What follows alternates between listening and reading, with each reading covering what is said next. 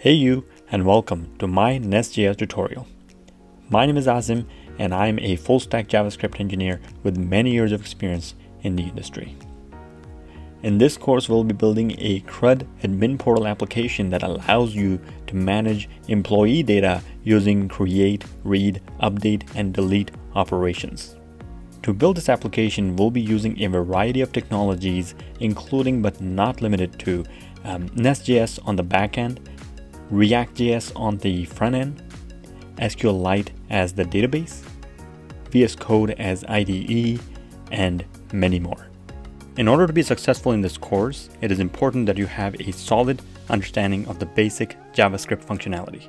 This includes concepts such as data types, variables, loops, and functions. It would also be beneficial for you to have some knowledge of the React framework as well as Node.js. React is a popular JavaScript library for building user interfaces, and Node.js is a runtime environment that allows you to run JavaScript on the server side.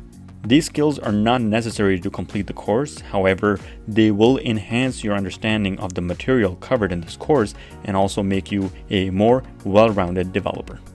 We'll start by getting you set up with necessary tools and explaining the basics of NestJS. From there, we will move on to more advanced topics such as authentication, database management, and CRUD operations. By the end of this course, you will have a solid understanding of how to use NestJS to build powerful and efficient server-side applications. You will also have a great portfolio item to show to the employers. So join us, won't you?